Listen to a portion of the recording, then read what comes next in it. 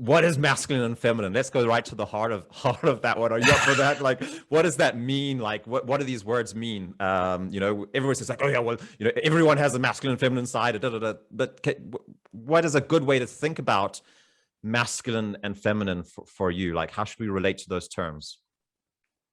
So, I mean, I think the best way to understand it is really, this is going to be very, very, I'm going to bring it down to the very, very basic as I can bring it so that you can understand. And understand, first of all, that it's important to, like Paul said, to understand that even if you are a man, you are not only a man, you are a person. And as a person, there's other aspects of you besides being a man. But to the extent that you are masculine, that also has a certain reality. And you can understand it in the reason why masculine and feminine exist. Masculine and feminine exist in the human species for the propagation of the human race. That's what it exists for. So if you look at how that works, you can understand it.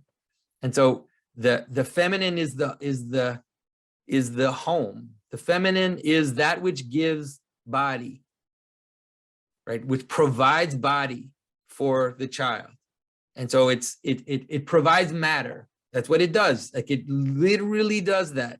It gives matter, and then it gives body, you know, and it creates a protective shield around the child, right? It creates it's a womb. That's what the feminine is. And the man gives seed, and that seed, he also gives protection, and he gives direction. And that seed, let's say the seed scales up in terms of its meaning. And so just like the idea that the feminine gives the matter, literally gives matter to the child, right? Then more metaphorically or more socially, women tend to be related to the home and related to food and related to the idea of care and the idea of enveloping and surrounding, right? And creating that private space, that space of togetherness, right?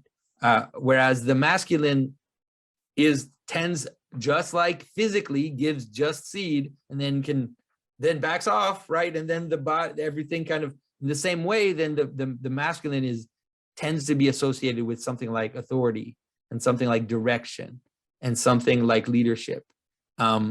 And so that's really maybe the best way to understand it. But it's a universal opposite, right? It's heaven and earth. It's yin and yang. It's something which describes the very kind of basic structure of how reality works. And so a lot of people are scared of that because they're like, oh no, again, like it's so contradictory to the modern way of thinking.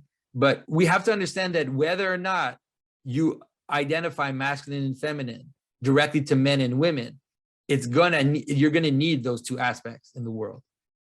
You're gonna need them because you need both this kind of public authority, leadership type world, and you also need the other aspect. And so even in like a male relationships, you'll find that set itself up where you have a leader and his band, and the band will actually play a more feminine role in relationship to the leader. And men are willing to accept that to the extent that that's the role they're playing in a hierarchy. But it doesn't mean, it's like I said, to the extent that you're a man, and then in that relationship to the feminine, that's the let's say that's the role that you can play, or I think the role that you can play that is the most satisfying for you and for others as well. Mm-hmm. I think in Matthieu's book, doesn't it say something about, like, you know, everything's in these nested hierarchies, and you're masculine to that which is below you, and you're feminine to that which is above you, right? And so you're receptive to that which is above, and you're imparting down. And then the masculine also eats from that which is below.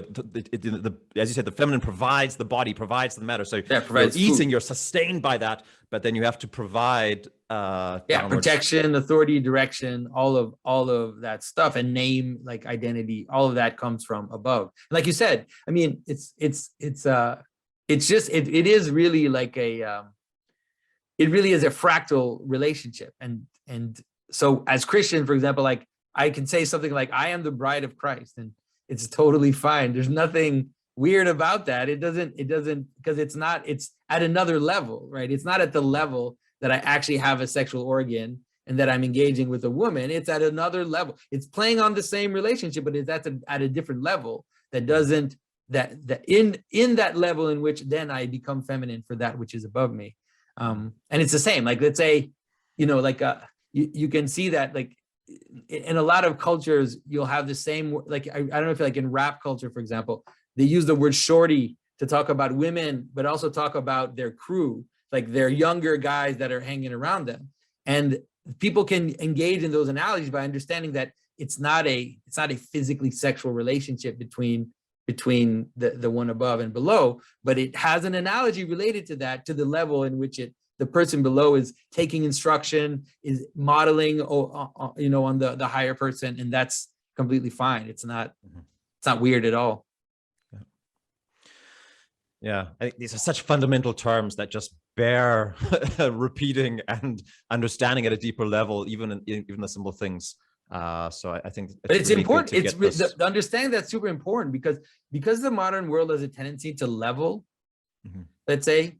Then what happens is that the normal tendency to understand masculine and feminine at different levels of reality are leveled to one, which is I have a penis and I have this sexual energy becomes just physical.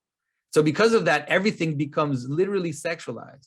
And people struggle to understand, let's say, the possibility of playing these different roles without having to bring it back down to that very basic biological urge. And so it creates a lot of confusion in people, because someone who might feel admiration towards a man that is something they look up to, if they live in that perfectly level world, they can easily confuse that admiration for something which is just biological and desire. And the same going up and down. And so I think that understanding that all these things are in nested hierarchies can help us to make sense of, even as men, of our own feelings and of our own aspirations, and of our own, the way we perceive other men and how we perceive ourselves in different hierarchies. Yeah.